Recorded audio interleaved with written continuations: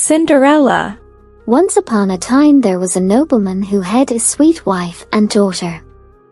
But his wife died and his second one was horrid. She had two daughters whose bad tempers had given them ugly faces. They were mean to their stepsister, Ella.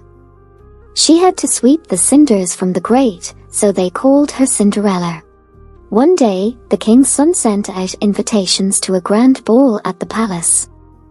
The ugly sisters spent ages deciding what to wear, and Cinderella had to help them get dressed and brush their hair. There was no question of Cinderella going to the ball in her rags. When the ugly sisters had left for the ball, Cinderella burst into tears. "How I wish I could go too," she cried. Suddenly, her fairy-good mother appeared. "Don't cry, child," she said. "Of course you can go to the ball. But first we'll need a few bits and pieces. Get me 1 pumpkin, 6 little mice, 1 large rat, and 6 lizards." Well, Cinderella couldn't think how a pumpkin and some animals were going to get her to the ball. But she did as her godmother asked.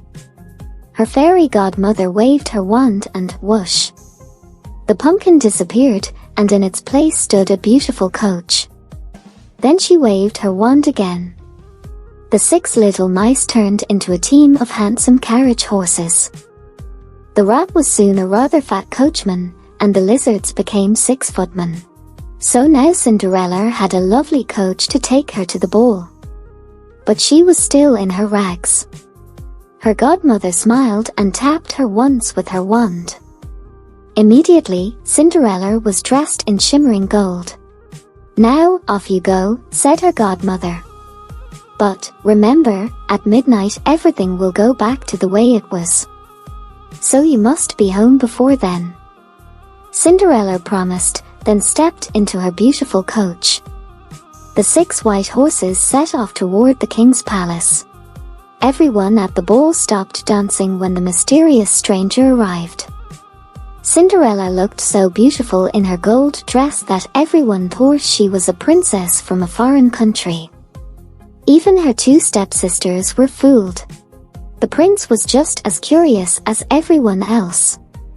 From the moment Cinderella came into the ballroom, he danced with no one else. By the end of the evening, he was madly in love with his beautiful princess, and he didn't even know her name. And Cinderella was just as much in love with the prince. But as they were dancing, Cinderella suddenly heard the chimes of the palace clock. "Oh no," she cried. "It must be midnight." Cinderella ran away from the prince, out of the ballroom, and down the palace steps, losing one of her glass slippers along the way. By the time she reached the bottom step, the clock had finished striking 12 and Cinderella was in rags again. The prince ran after Cinderella, but all he found was the beautiful glass slipper from the steps. "Send out a proclamation," he said. "I will marry the person whose foot fits this slipper. We'll ask every woman in the kingdom to try on the slipper." So the prince went to every house in the kingdom, and soon he came to the house where Cinderella lived with her stepsisters. Of course, the ugly sisters were very eager to try their luck. But no matter how hard they pushed their big feet into the glass slipper, it didn't fit. So Cinderella came forward to try on the slipper. To the amazement of her stepsisters, it fitted perfectly. The prince looked up at Cinderella's face and recognized the beautiful princess he had danced with at the ball. So he married Cinderella, and, unlike the stepsisters, they lived happily ever after.